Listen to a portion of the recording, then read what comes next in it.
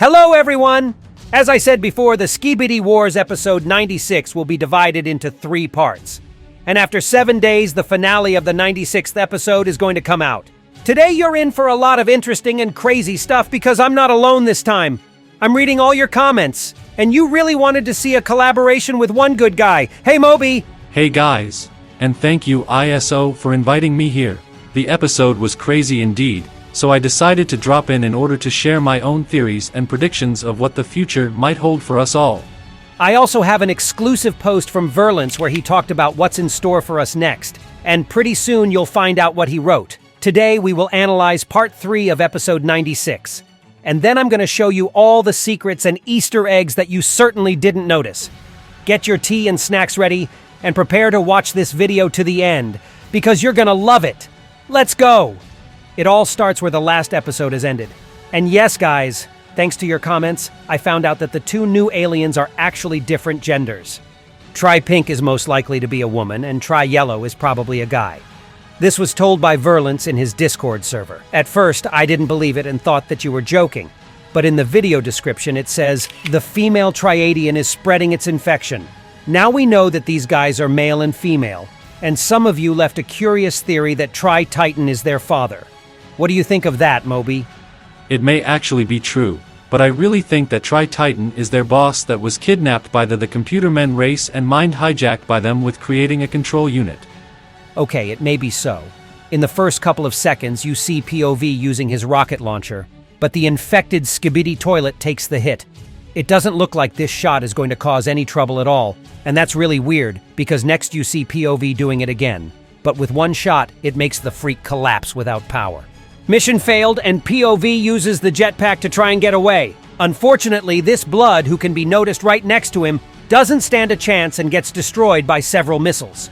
In case you forgot, this is the same Slenderman Speakerman that saved POV from the parasite and gave us the rocket launcher. You know, it's funny that you call him Slenderman, actually. Although yeah, the height of this Speakerman is really tall, which is kinda weird to me. To tell you the truth, I thought that he would play a much bigger role in the show. But he did manage to do something useful, though. Just seconds before the attack, the dude managed to use his knife, which went right into the prick's eye. You fought like a hero, baddie. Press F, Slenderman. Then the zombie moves to POV, and you can see how his toilet is being covered in rust, and that he also has 4 rocket launchers, and it looks like his head is being placed on a bucket or something like that. Hey ISO, pay your attention how this Skibidi toilet has such unusual rocket launchers. They're square in form, and they look more powerful. Apparently, it is an improvement from the Triadians. And I assume that these guys aren't afraid that someone will cure the infested Skibidi toilets. Do you remember what happened with the upgraded Titan Speakerman? Yeah, the Skibidi toilet spent their time and resources to improve him, but then the Alliance just cured him. It must be sad for the toilets to realize that everything they created for the Speaker Titan is now working against them. Exactly. And I think that curing the Skibidi toilets of the Triadians' influence is not so easy, since they improve them as their warriors. Yeah, that does make a lot of sense. And man, they've taken control of some really strong Skibidi toilets. I mean, just look how huge that dude is. But POV isn't intimidated by this outlook at all, and he stabs this very eye that the Speakerman launched his knife into before, and thanks to that, the prick manages to defeat him. Time to move on.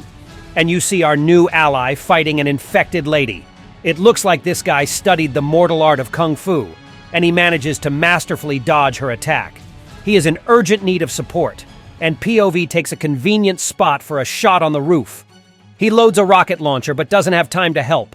The lady has a firm grip on our new ally, and it seems the destruction of his is not in her planned schedule. Female Triadian shows us her tricks again and emits an infection, and now this nice guy is fighting at her side. He's moving towards POV, but this time the rocket launcher doesn't let you down, and with just one shot it makes the toilet kiss the ground.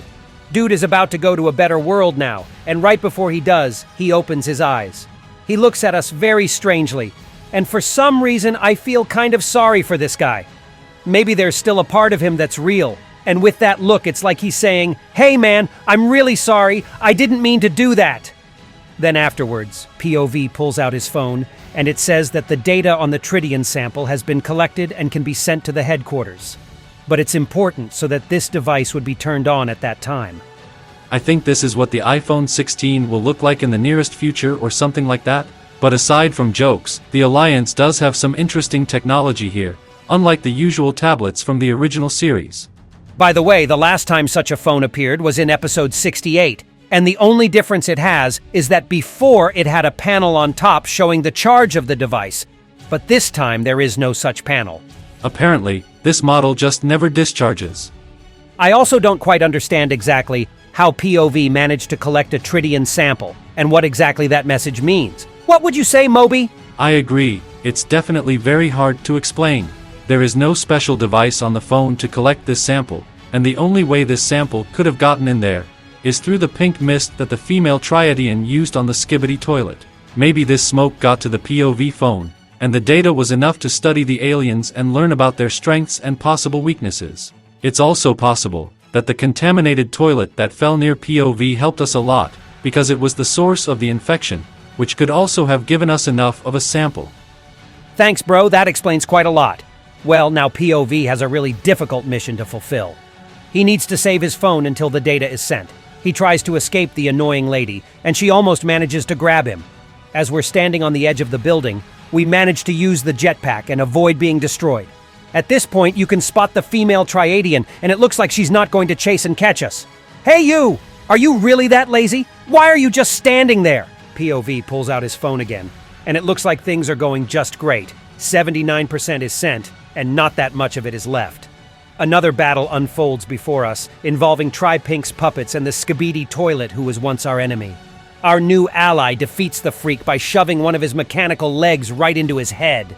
By the way, he actually reminds me very much of Strider from the game called Half-Life 2, and in general, the hypnosis technology itself is weaker than the classic parasite's effect. That's what I think.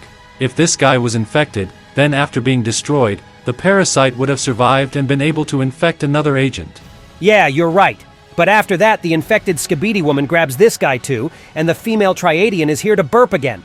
She once again uses the pink infection ability, and now POV is left here all alone. Come on, man, hold up. There's just a little bit that's left. It's 98% already. Come on, dude. I really believe in you.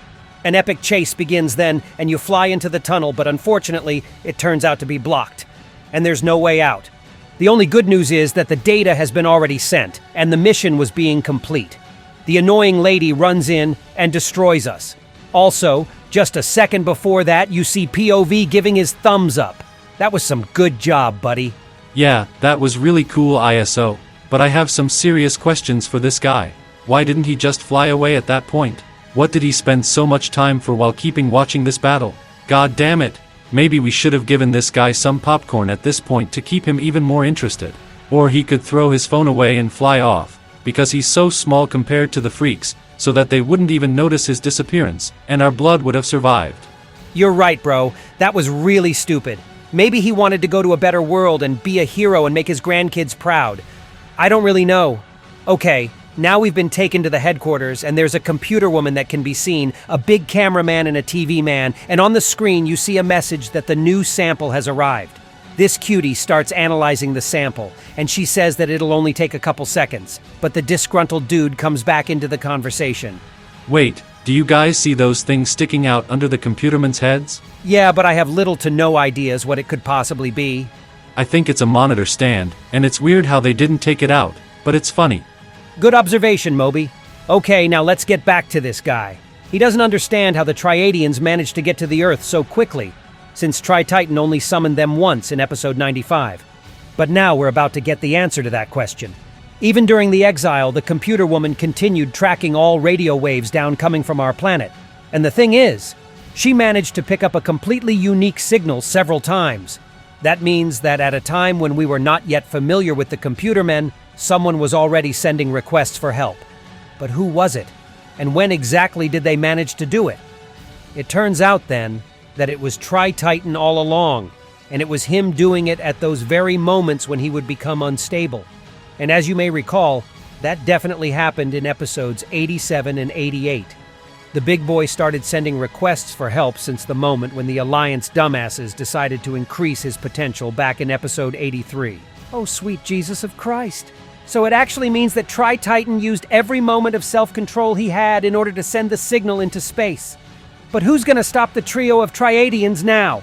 What about your theories, bro? Okay, well, at first, let's find out what we've actually got here. You do remember how badly Cinema Man was damaged in the battle with Tri-Titan in episode 94, and we know that it will take a long time to improve him. TV Man Titan has long been a prisoner of the Toilet Necromancer, and it is impossible to free him at this point. Sonar Titan was also infected with the parasite in episode 90.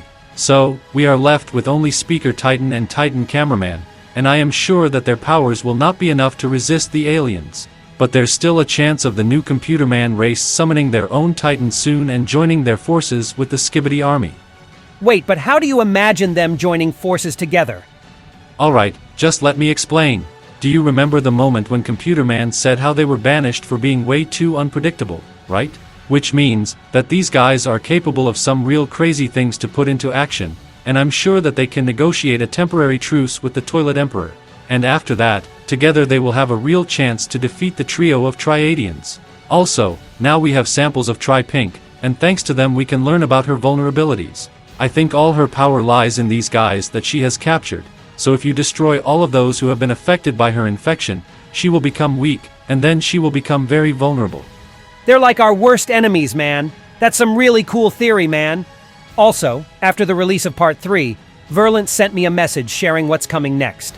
The full episode will be released very soon, and it will be a little different from what you saw in the version where it was divided into 3 parts. There, you will see the new scenes that are surely to spark a lot of theories and answer the question about what the Alliance will do in order to win this war.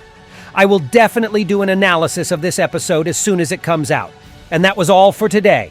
Please write your own opinions and theories on whether the Alliance and Skibidi army can unite to fight the trio of Triadians in the comments section below. And thanks for inviting me, ISO. I hope to see you on my channel soon as well. And that was us. ISO Toilet and MOBI. See you soon.